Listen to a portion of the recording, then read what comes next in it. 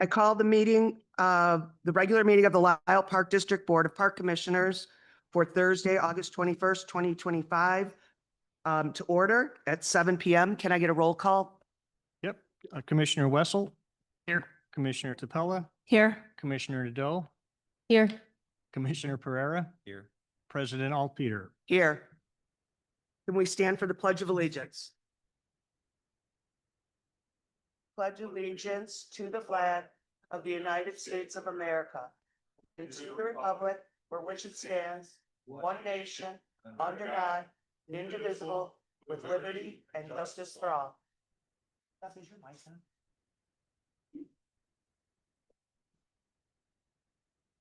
It is. All right. Presentations. We have Pros Consulting here this evening to present to us the Indoor Recreation Program Space Feasibility Study, public engagement, and the project status presentation.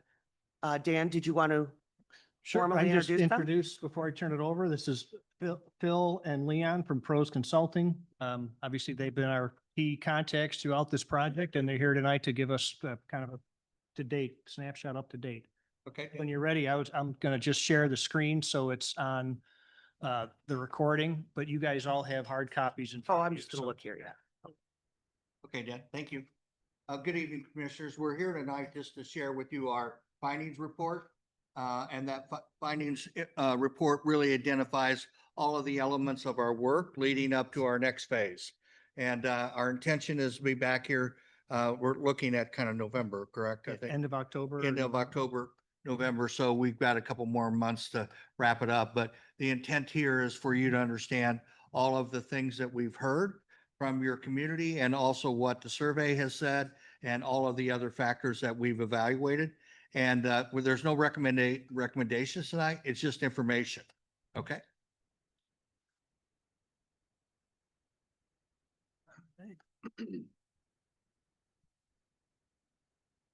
Okay. Next slide.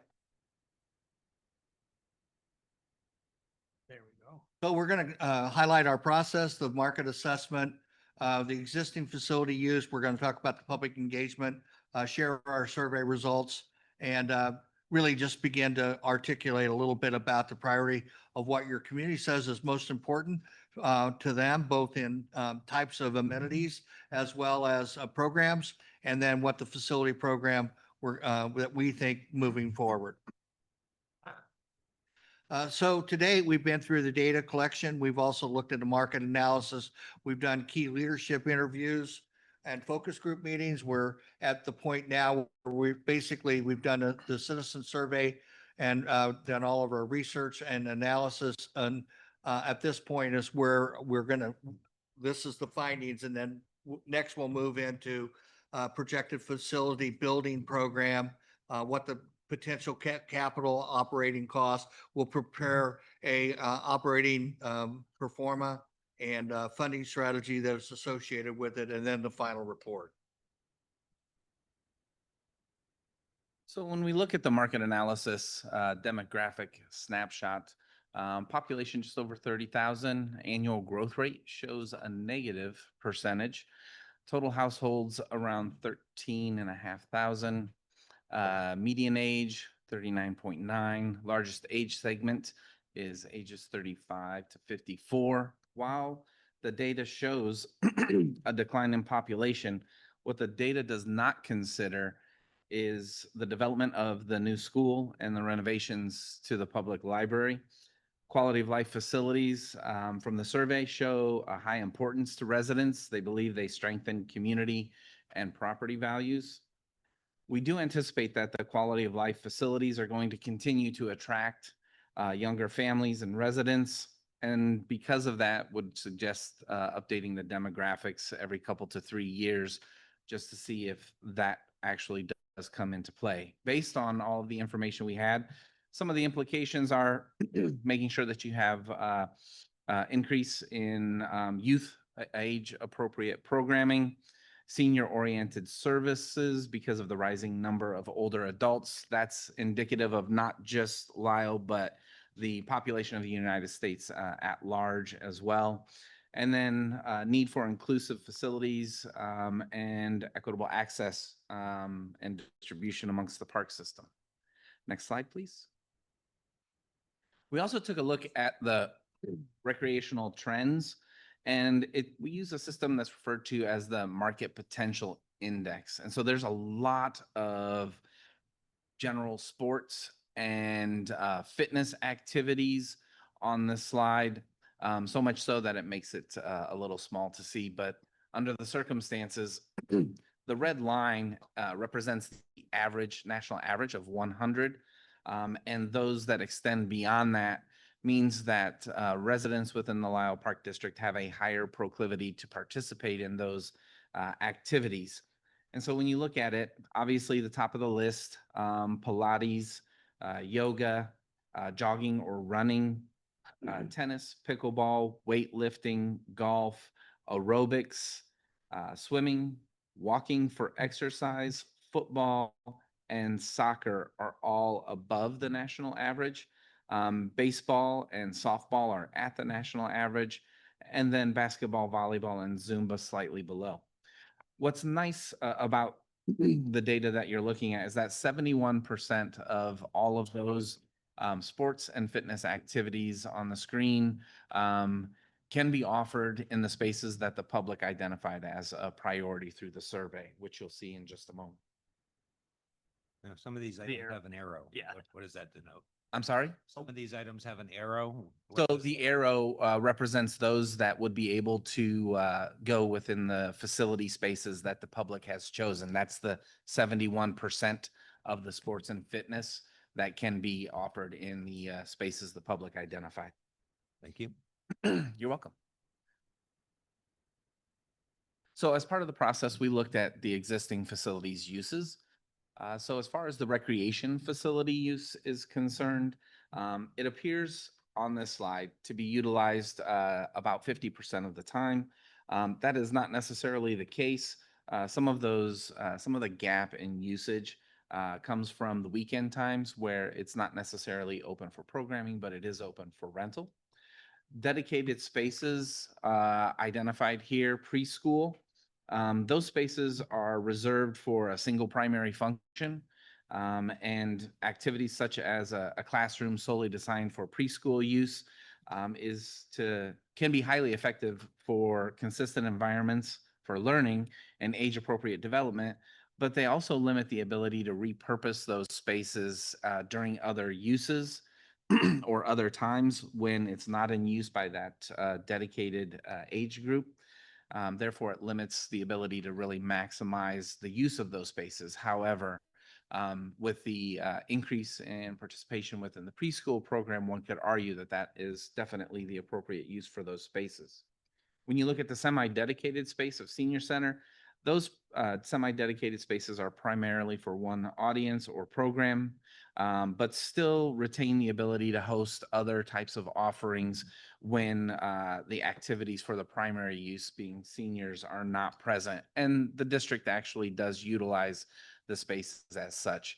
And this is looking at not just the regular routine programming that takes place, but also the one-off programs that happen sporadically throughout each of the seasons as well.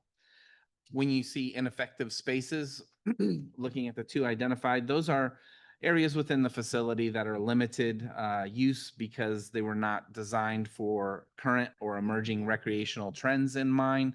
They may have been designed appropriately for an originally planned purpose. How longer that may no longer be in high demand, or their layout, size, or amenity make them a little difficult to adapt to the evolving trends that the community is participating in. Next slide. So when we took a look at the community center, this is one that has some facility space constraints currently. It's only open for programming, not open for any type of drop-in activity or gathering unless it's planned.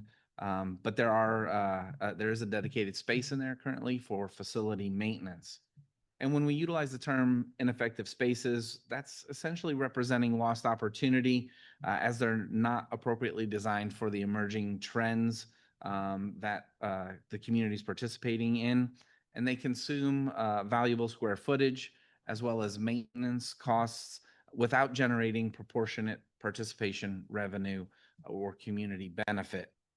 Leon, would you want to take this opportunity to explain the difference between a program center and a recreation center? Yeah, typically a program center like this is open, because it doesn't have drop-in. It typically is open, 5 days a week, eight to five kind of thing, unless they have a special event in the evening. Where a community center, as an example, is open typically 65 to 75 hours a week. A lot of community centers also have a combination of programs and drop-in spaces as well. And the way they're set up, they typically have some kind of a membership program. You can pay a daily rate.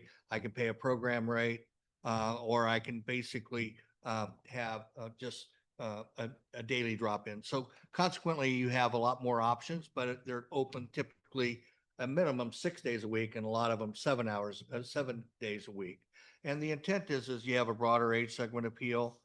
This is a program center, and it's basically set up for programs or events that are basically organized or scheduled. And so when you get into a higher level like field houses and regional centers, they take on a whole different mindset in terms of how they're operated, program, rented, type of activities that are associated with them. But typically, this is a program center. Okay. So can I just add something? When we met this morning or this afternoon, so we have to kind of update our vernacular. Yeah. On what we refer to our buildings as, because that's not necessarily what they're referred to in the nationwide. So, I mean, it works and it's done the district well, but I think when you see the survey, people want a broader perspective of uses and a wider opportunity of times that a community center can be made available, and also the type of experiences that can be provided. That's both organized program, but also drop in, so that they can self-direct those opportunities. And that shows up really strong in the survey. Okay. Thank you. So as part of the public engagement, we conducted a couple of surveys, one online survey where we received over 475 responses, statistically valid survey where we received 416.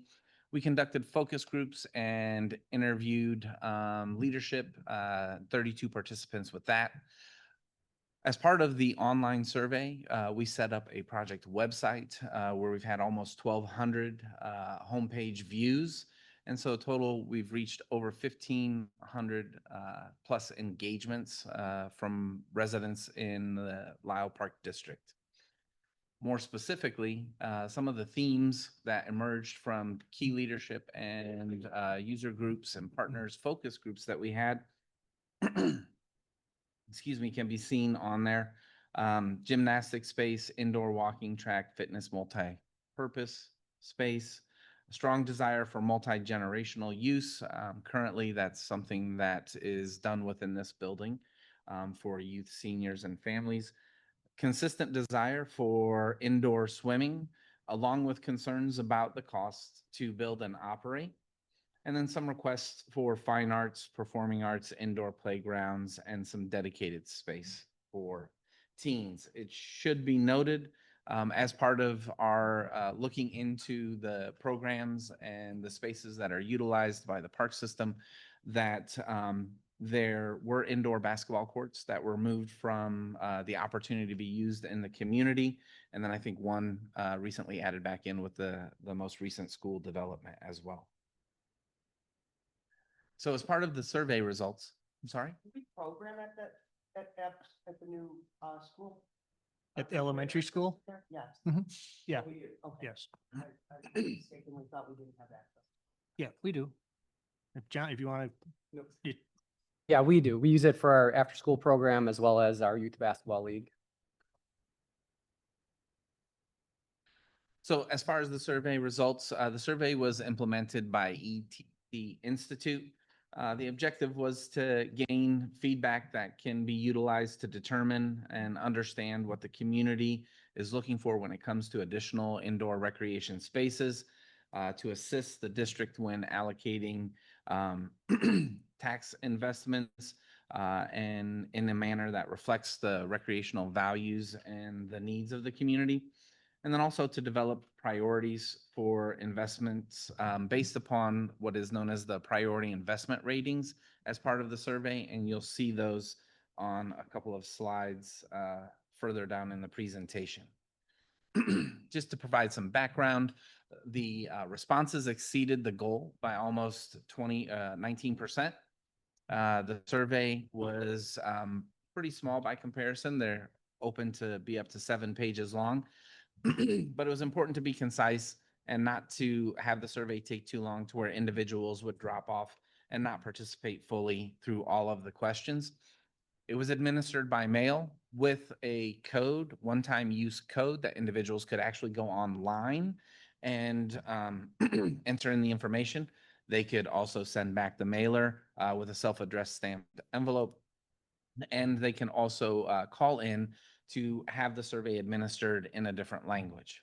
So sample size, like I said, we exceeded that by 19%, was 350 completed, and then actually achieved the 416. What's nice is that they work to make sure that the demographics of the individuals taking the survey mirrors that of the district residents so that it achieves statistical validity. The margin of error is roughly about 5%, giving a 95% confidence level in the survey. And what that means is if this survey were administered identically 100 times, that 95 of those 100 times, it would come back with the same responses. On this page, you see or on this slide, you see the map. The map is the location distribution of the respondents that took part in the survey. So you can see that it's distributed very well around the district boundaries.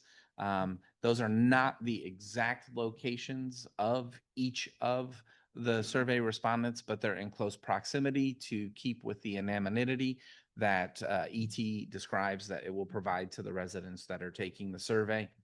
That's why it looks a little blocked in its presentation. It's utilizing close intersections in those instances. It's north facing. Up is north. Yes. So what to know from the responses, just a quick summary, 68% of the respondents have utilized indoor recreation somewhere within the last 12 months. Below that, you can see private clubs make up 32% of the respondents, other districts, 28%, and third on the list is the Lisle Recreation Center at 23%. Respondents understand the value of recreation centers and quality of life facilities as they relate to strengthening community and increasing property values respectively. You'll see that on a question where we ask, do you strongly agree, are you neutral, do you strongly disagree, do you disagree or strongly disagree with certain statements that we made? And you'll see that here in just a few slides. But in a typical year, 58% of the respondents are most likely to spend $50 to over $200 a month outside the district on recreation services. And that was one of the questions that we had asked. And that's direct spending. So that's definitely helping bolster the economic impact in other communities rather than here in Lisle. As far as the indoor recreation spaces by program and amenities, programs drive design. And so you need to know how the facility is going to be utilized and activated and what the public would like to see as far as activation of the facility is adult fitness, wellness, aquatics, pickleball, water fitness, and adult sports programming. And those are in the high priority range of the PIR that we spoke of, the priority index rating. And again, those will be on the upcoming slides here at the latter part of the survey. And those types of activities are actually consistent with what the public has identified as far as amenities, indoor running and walking track, indoor program pool, weight and cardio room, lap lanes, multi-purpose courts, aerobics room, multi-purpose room really for aerobics, fitness, martial arts, and dance, and then warm water program. Next, we're going to get into some of the more specific questions asked to show the usage and of a potential new indoor recreation facility and the perceptions the public has for that. So overall support is very high. When you look at this, there's already 68% of your community that's utilizing the facilities, but 84% of the households that responded to the survey are very supportive or somewhat supportive of new indoor recreation spaces. Leon, would you want to touch on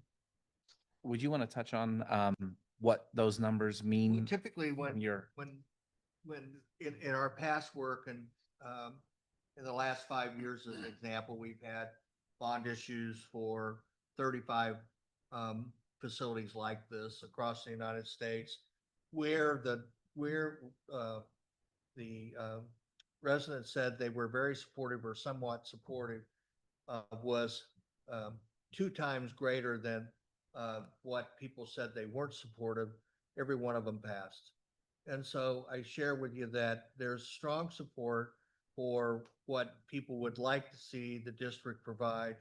And it's overwhelming from the standpoint of what people's support are, recognizing that, cost has implications, and we're not at that point yet, but the intent is, what's important here is that they see the value of having indoor recreation spaces that serve a wide age segment of people, and also can be programmed for the future. On this next slide, you'll see the indoor recreation spaces that the people who responded to the survey are currently utilizing. Private clubs top the list, followed by other park districts, Lisle Park District itself, places of worship, and then at 20%, they don't utilize any of the facilities. So some of this is driven by the other facilities that are adjacent to the Lisle Park District, and those spaces having been designed either more recently or more appropriately for some of the emerging recreational trends that residents are participating in. When we take a look at the next slide, we see that 74% of households travel between 5 to 15 minutes to utilize other recreation facilities. Next slide. And when we look at this slide, spending outside the district, again, this was captured earlier, 59% of households spend $51 to over $200 a month on recreation in other locations. As far as level of agreement with certain statements, here on the top 2 statements read, first one at the tippity top is recreation centers strengthen community. Based upon these results, you have a little over 80% that either strongly agree or agree with that statement. And when you look at the following one, quality of life facilities increase property values. Again, here you're seeing over 80% of the respondents that agree or strongly agree with those statements. Now, conversely, at the bottom, which is unique and again supports the top 2 statements, at the very bottom, you see that the statement that we want people to identify whether they agree or disagree with is, I am not in favor of the district expanding indoor recreation spaces. 76% of respondents either disagree or strongly disagree with that statement. And then the one just above that is that there are enough, I should say, fitness, recreation, and social opportunities currently, and 60% either disagree or strongly disagree with that statement. And it's nice. We've seen these surveys in the past where at the top, there's not as strong of a support for those statements, but when you, but still a strong support. But when you get to the bottom, there's not as strong of a disagreement with those statements. But here you have a very strong disagreement with those statements of there is not enough fitness, recreation, and social opportunities, and that they're not in favor of a community center. So it's nice when those actually turn out the way that they're intended. It's like you ask the same question twice in an examination just to see if somebody's actually paying attention and answering the question correctly. And so here we can see that they absolutely did. Next slide, please. So when we look at the program priority index ratings, and this is the PIR that I spoke of, again, you saw the top 5 programs that were identified in that summary slide at the beginning. However, there's also an interest from a medium priority standpoint for open gym, senior programs, adult dance and performing arts, STEM classes, special events, tennis lessons, youth sports programs, and youth fitness and wellness and gymnastics. Next slide. So when you look at the actual spaces, again, the top 7 are definitely worth noting because the priority index rating is so high. So the highest rating you can have is 200%.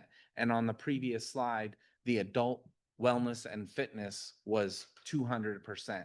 And here you see that the indoor running and walking track also is 200%.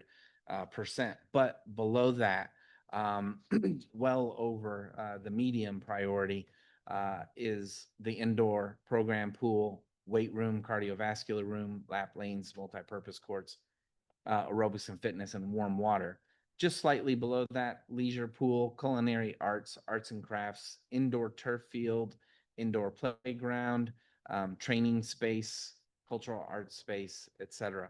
And it's not to say that some of the medium priority spaces or medium priority programs wouldn't be offered. When we looked at some of the medium priority programs, several of those would work within the high priority spaces identified here. But also some of the medium priority spaces do add value to a facility, especially when adjacently located to certain rooms and spaces. So for example, having the kitchen in close proximity to a room such as this multi-purpose room that's dividable and can be rented really increases the value. Taking that another step up, having this with outdoor access immediately off of the room to a patio also then enhances the value of that indoor space and making it more desirable for rentals from the general public. Next slide. So when we looked at the use of new indoor recreation spaces, 65% of respondents anticipate utilizing this weekly, once to twice a week to 3 to 5 times a week. And that's very informative because it's important that the facility be supported from a couple of standpoints. One, by use, and 2, financially. And so that will take us into our next slide. 75% of the households prefer to have monthly passes for new indoor recreation spaces.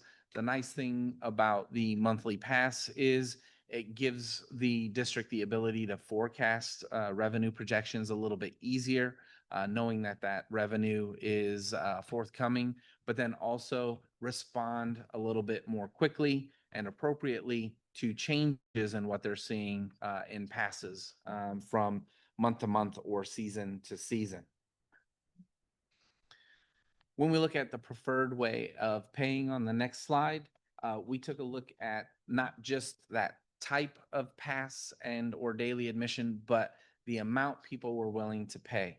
And you see the first and second choices are not the lowest, as we have seen in other instances, but are more reasonably, there's a more reasonable expectation based upon the selection they had for the amenities and how much they value those. If they don't value those, we would have seen much lower amounts that they would be willing to pay in those. And, you know, quite honestly, one of the surprises to us was that typically with senior programming or senior memberships, we're seeing the lowest or the second to the lowest selected first.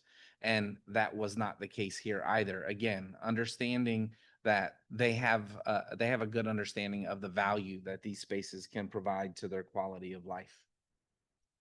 Next slide. So the key takeaways here are 84% of households are very supportive to somewhat supportive for the new spaces. 74% of those households travel between 5 to 15 minutes to use facilities.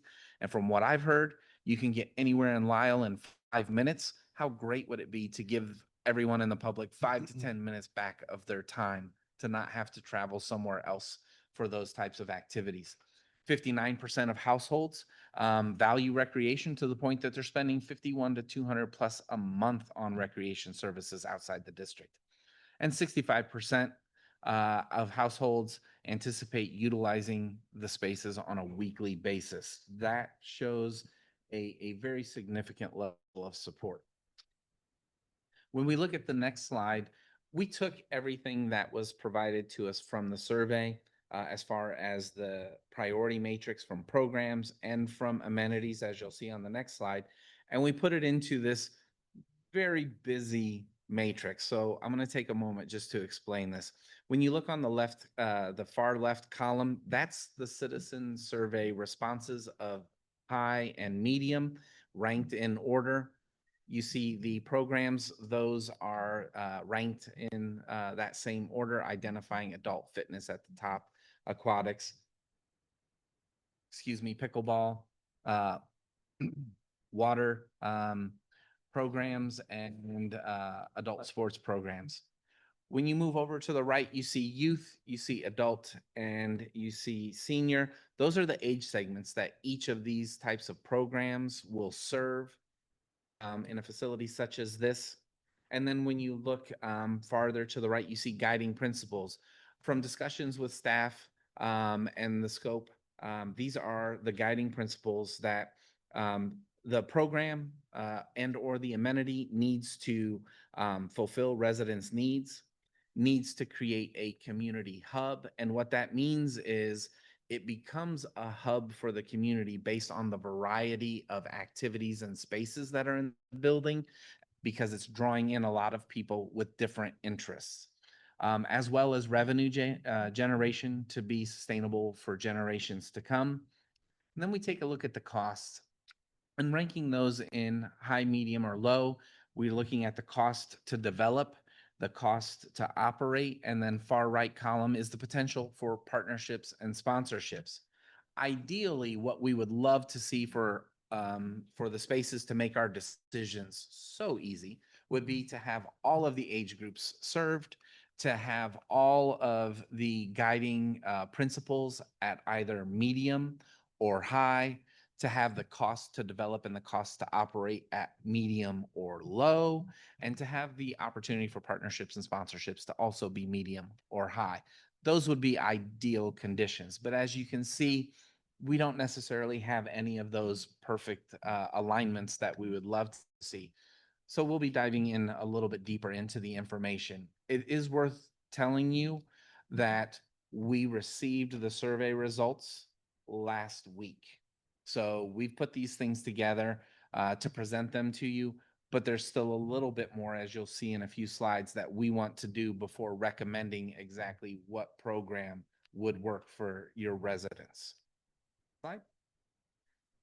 This here is the indoor spaces. Again, it's the same orientation, the same ideal situations for all of these spaces. But as you can see, the spaces the public selected, the vast majority of those spaces serve a lot of age segments within the district. So that's really a highlight of this.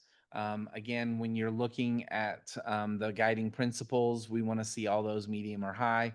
When you're looking at the cost to operate and develop, we want to see those medium or low, and medium or high for the partnership potential. Next slide.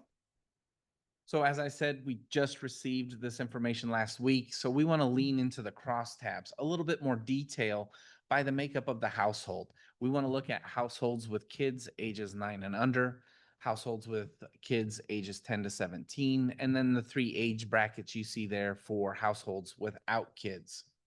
We also want to take a look, considering the results, at similar providers within the area that have similar facilities or spaces that were identified as high priority.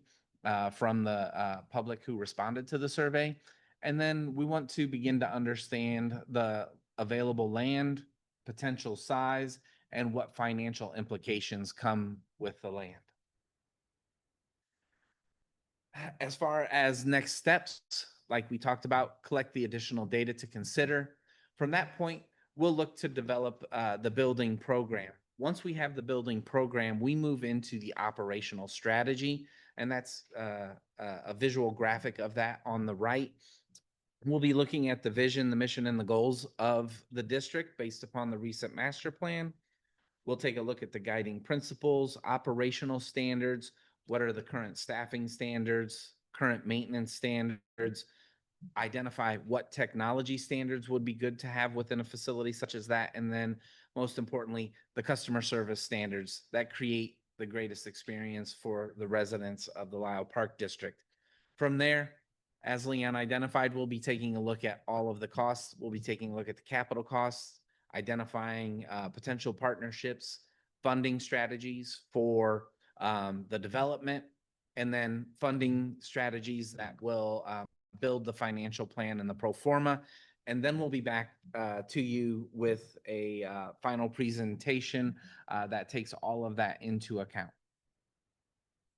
With that, we'd be happy to answer any questions that you might have. Does the board have any questions directly today at this point of the? Not this. I'll be interested to see the next, to be honest, the next one will be, I think, this gave us a great overview. It made it realize why that's so important for us to engage our stakeholders to see what they want. I think I was surprised in a good way how many people responded and that how much they value us. But now I'll be interested to see how much we can actually, what they want, we can provide. I had one quick question. So section, I'm trying to find the slide that talks about it, where you talk about household spend and what category we're typically spending, households are spending on activities. And the cap was at that 200.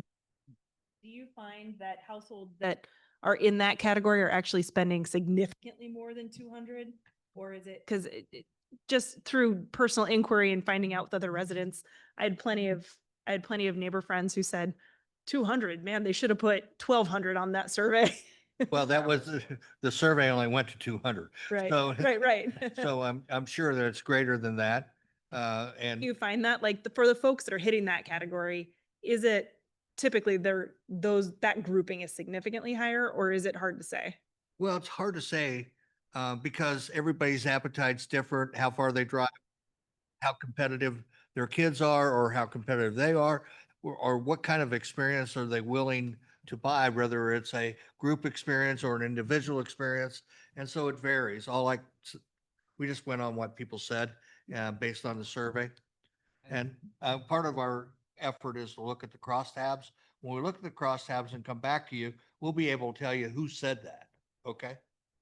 Great. So when you look at some of the actual activities from trends in, I think it was slide 5, and you're seeing things like golf in there, knowing that some of that could be golf memberships that they're playing at a specific type of club that they prefer. So when you're seeing that, know that all of those trends in some form, fashion, or another mixed amongst all of the people in the household make that up. So, and to Leon's point, travel sports, those tend to be very costly.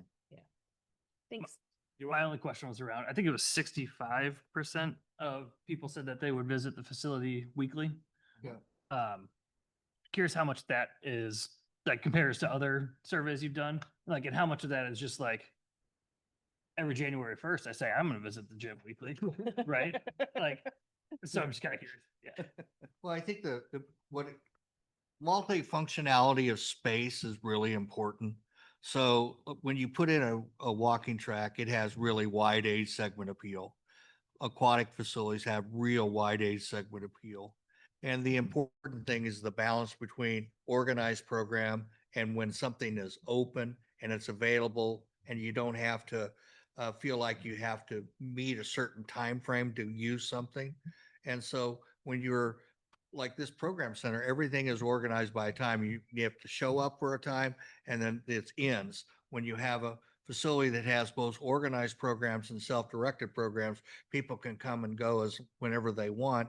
And so that makes it easy. So it's convenient. They're not around your clock, it's on their clock.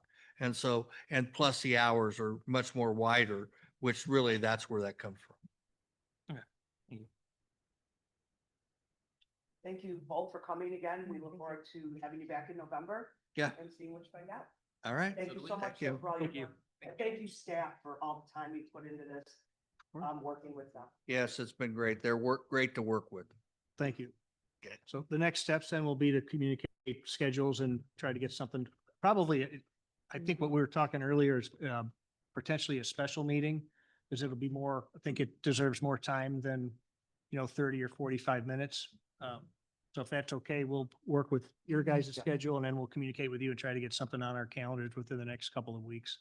Yeah, also, I think because November generally that's a super early meeting. It depends. I don't know. November 16th, I think it is this year. Okay, yeah. So late October, early November. We'll see. Okay. But All right. thank you, guys. See you. Thank you. Safe travels back. Thank you. Thank you.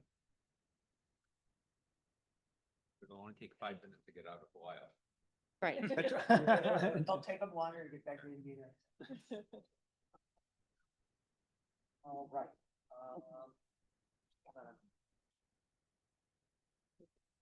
Do you need it?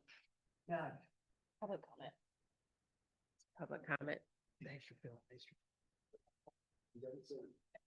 Your public comment, right here. So many papers.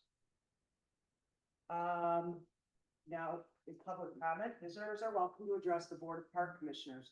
You are asked to raise your hand and wait to be recognized by the Board President. When you are recognized, please move to the lectern, speak in the microphone, and state your name and the item you wish to discuss. It is requested that one spokesperson per group be appointed to present the views of the entire group, rather than have multiple individuals repeat similar opinions. There will be a 5-minute time limit per individual speaker. Do I have any public comment? Right, hearing none, we will move on. I will entertain a motion to approve the meeting agenda as submitted for Thursday, August 21st, 2025. So moved. Is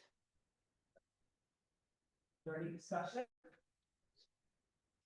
Hearing none, all those in favor, signify by saying aye. Aye. Any opposed? Motion passes. I will entertain a motion to approve consent agenda items B and C. Inclusive of the August 2025 voucher list of $544,541.84. Is So moved. Second. there any discussion? Hearing none, can I get a roll call vote? Sure. Commissioner Wessel. Aye. Commissioner Tapella, Aye. Commissioner Nadeau, Aye. Commissioner Pereira, Aye. President Alpeter. Aye, motion passes. I will entertain a motion to approve the minutes of the regular meeting of July 17th, 2025 as amended, to also state, turned in question Mr. John Jareding's opinions as a doctor, at which time President Alpeter stated public comment is to address the board and not the public. Then this, I can't say, then you specified the resident's name again and continued on with the caption. So moved. Second. Is there any discussion? Hearing none. All those in favor signify by saying aye. Aye. Any opposed? Motion passes. Communications. Submitted. We have no unfinished business. New business, which was to award the 2025 annual seal coating project contract, and that was merely called out because it didn't make the consent agenda items. As you can see, we did only get the one bid. I don't know if anyone has any questions for Aaron regarding this. Does anybody have any discussion? None.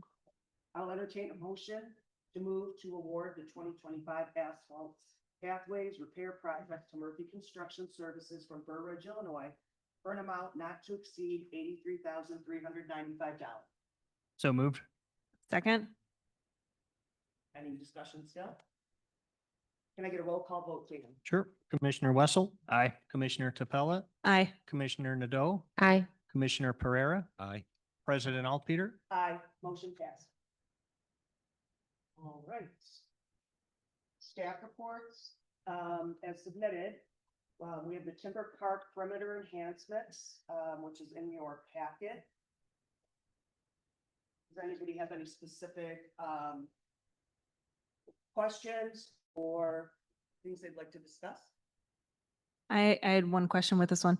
So we mentioned in here that in some of the residential areas, there's installation of hardscape, planting beds, flagstone walkways, pergolas, things that are more permanent in nature. What's the plan for time period for removal or change before we go in and do the work in that space? And is that going to be on the resident to do, or is it something the park district will do? So our recommendation is to, if you guys give us the consensus tonight, which we quite frankly expect based on individual conversations. But anyway, first thing is we will notify the neighbors, then we will have the property surveyed. And at that time, we will go out and specifically identify the properties that have encroachments and let them know that they have until the crews start to show up, likely in January, to do the removal. And anything still left there, we're going to remove ourselves and throw out, discard of. Okay, so they'll have that time period to do it on their Yeah. own. And if they don't do it on their own, Yeah, then, they'll have, I would imagine, 60 to 90 days. okay. Will the residents specifically, they'll get notices Oh, yeah. to their home and, Yes, our intent is to to send a letter to all the residents within the next couple of weeks, letting them know this is happening, let them know that it'll be surveyed probably sometime in October, September, October. And then at which time any encroachments will be identified. We'll follow up with the residents individually, and hopefully work on some sort of plan for their removal. And then, I know in That'll the be- past, I know both Aaron and Scott had issues where we have people that don't want to comply with it, so I just. Oh, yeah. We have a plan kind of going forward. yeah, we expect that, Okay, honestly. Yeah, I do- Hopefully not, Yeah. but we know better, I think. But we'll cross that bridge when we get to it. I don't know what the argument would be when it's clearly over the property line and well into the park property. Yeah. right. I think getting it surveyed though is a good way to put it kind of an end to. Yeah, there's no question. Yeah, and if you remember, that was one of the recommendations from the strategic master plan a couple of years ago. And this is the perfect example. But the timing is good because that park has received such great attention from our Parks Department and the naturalists on staff, and that perimeter buffer is it's high time. Right. I look Agreed. forward to it. Yeah. Sure, Carrie, you're close to it as Yeah. well. I see it every day almost, and it'll be a nice park. Yeah. Stuff. So is there consensus then to have staff move forward with as presented? Yes. Do we have to make a motion or is it just No. No. this is- go for it? Just consensus. Yeah. Are these Okay. property lines fairly regular? I mean, it's not going in and out on property. Pretty much. Okay. Yeah, along that southern end there. I just wondering if there's an opportunity for us to put markers out, like a concrete marker where, That was a conversation we'd had actually to somehow permanently mark them. And I think we'd like to, but we need to do it in a way that's not obnoxious for the neighbors to have to look out at something. We've seen like forest preserve districts have some concrete, short concrete little pylons. But I think to do something, maybe every few houses where you can get back and kind of line up, and see where they are. It's generally in line with the utility boxes, but not always. If I could add real quick, I actually live on property that borders the Will County Forest Preserve property. And they have fence stakes. I live along one of the pathways there.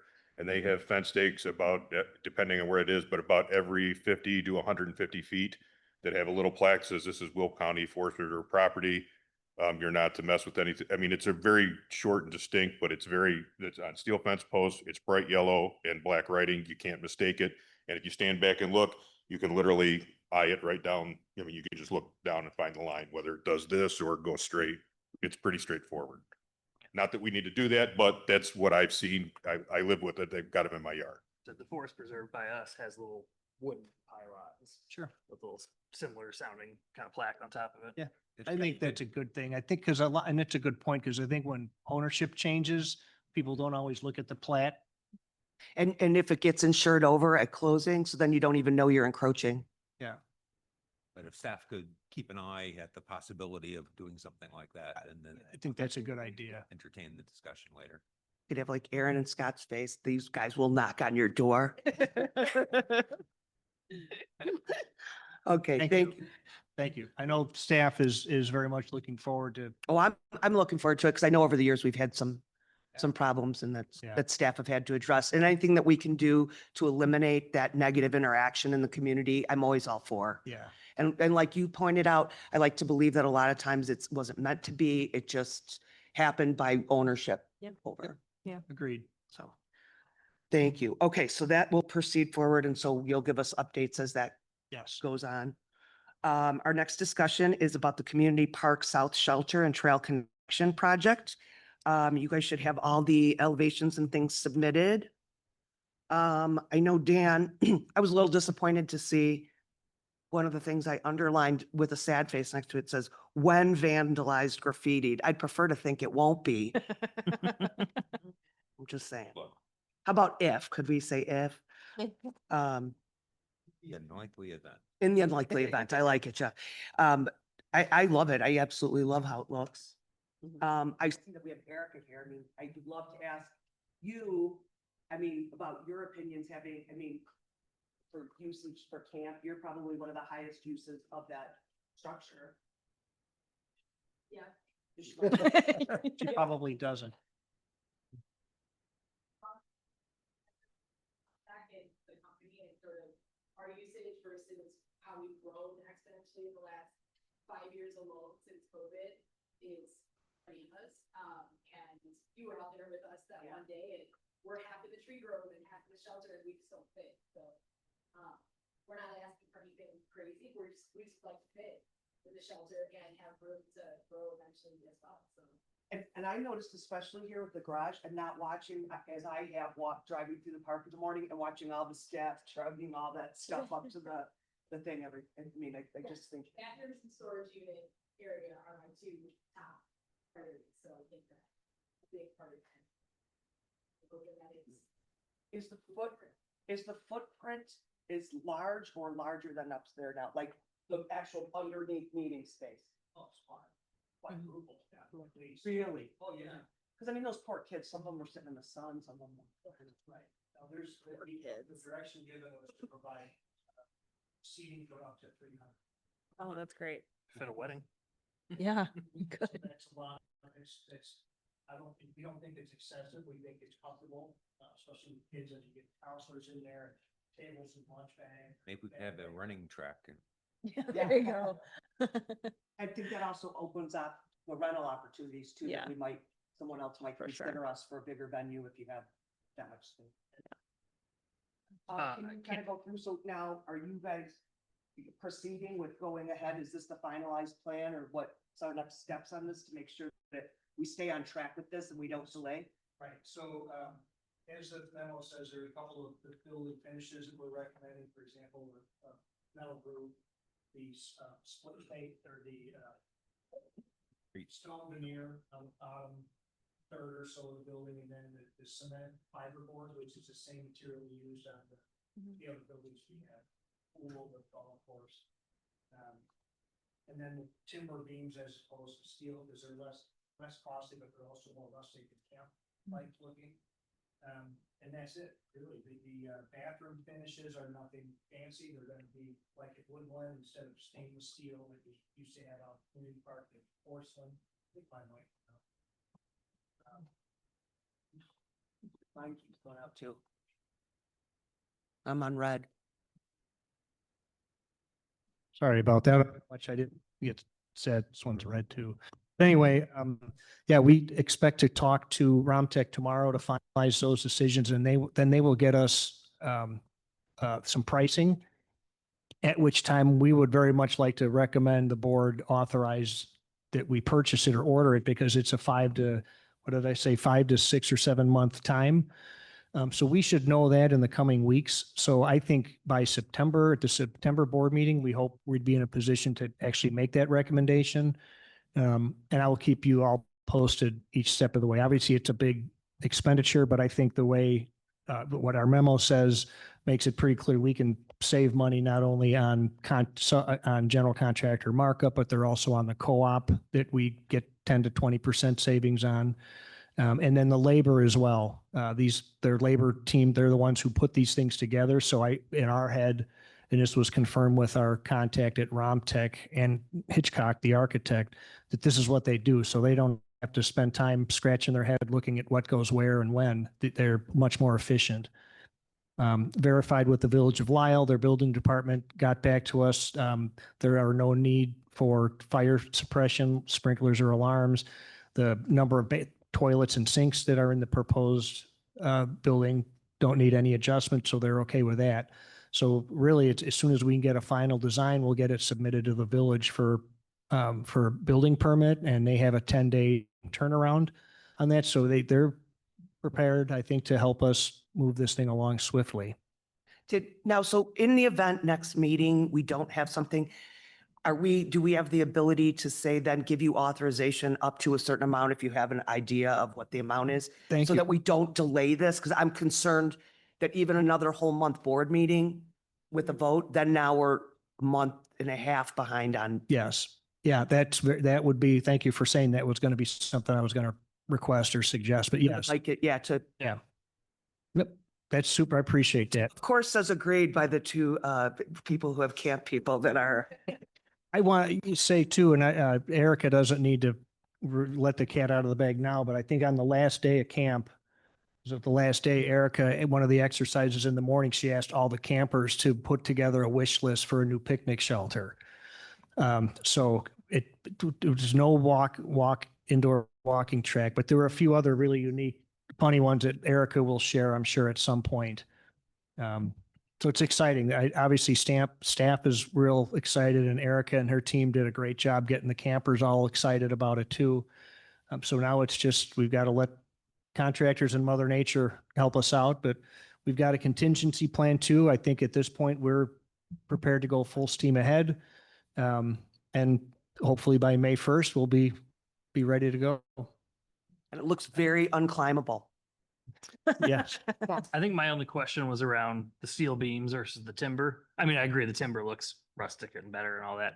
But I also know some of the beams at like Sea Lion are starting to kind of wear away on those pergolas. So like, do we have any concerns of like in 20 years, we're going to sign ourselves up for a giant renovation project? I don't think so. And Aaron, you can chime in, but these are the like glue lamps. So they're like pressed and solid, where the pergolas are more just regular timber. They're 2x12s and they're 2x, right?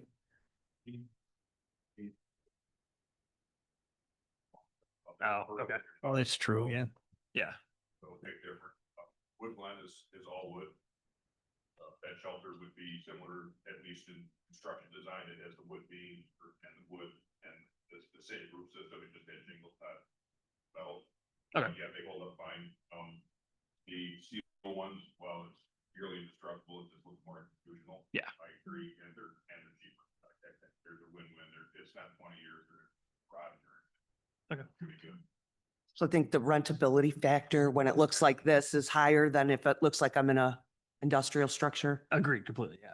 But yeah, so we can come back in September. I would think, if not with a final price, but with at least a color rendering of exactly what we would be recommending. Great. But then about a ballpark so that we can make a At least motion start- next yeah, time. Okay, yes. Thank you. Yep. Thank you. And then I just had one question. Picnic tables, did we budget for, she's gonna need more picnic tables in there, right? Probably. Yeah. Yeah. And I would think we'd maybe probably want to order all new ones, so everything is fresh and new. I Yeah. see nodding heads back there from our Yeah. camp director and park manager. Okay, I just wanted to make sure we included that in the budgeted amount to make sure we have all new picnic tables and stuff. Yeah, thank you. Good idea. Yeah, no problem. Okay. Does anybody have any other questions on any of the other department updates submitted? Okay, hearing none, C-SPAR report is submitted. Jeff pointed out that right around the corner is the SIPs for C-SPAR at the, on September 3rd over at Alter.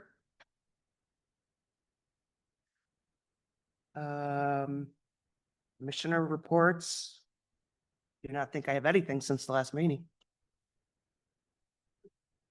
Hard to remember. Summer's flown by, so it's very difficult. Only comment I had was just complimenting staff on the entertainment series and the. Oh, the great. concerts. Yes, we were at the very last one. Yeah, those are great. While it had rained earlier, whatever, it wasn't like a ton of people there, but really just kudos to Alexis and whoever was on that committee that got some really engaged. Oh, Beyond the Blonde. That's who the last one was. And I mean, boy, you would have thought we had superstars there, the way they had everyone following around, all those little kids following around. Then she had a photo opportunity. It was just such a special community event. So thank you to staff who planned that. Looking forward to next year. Yeah, it's a big group effort. Yes. Scott, treasurer report. All of our investments are either FDIC insured or fully collateralized, so all of our money is protected. You'll notice this month, the corporate fund seems to have swung $1.6 million.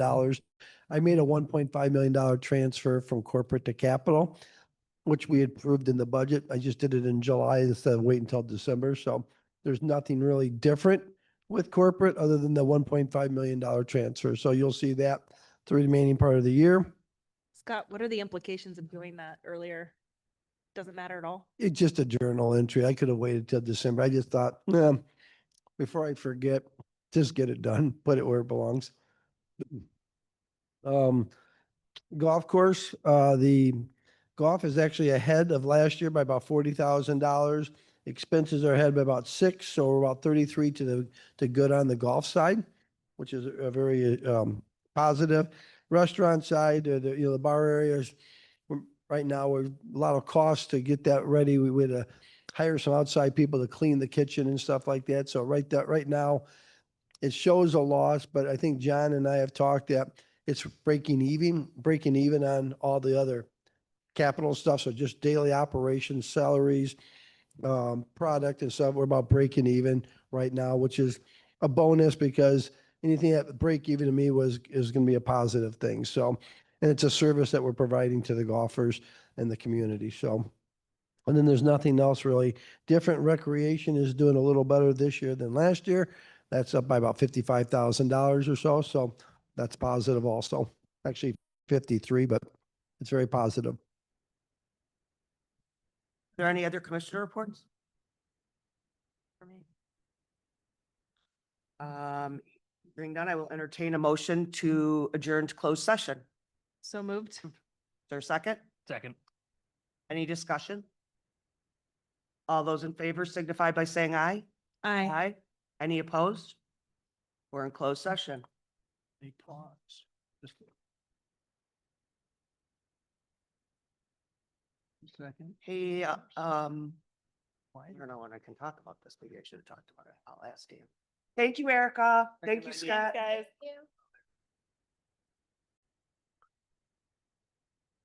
We are now back in open session at 8:09.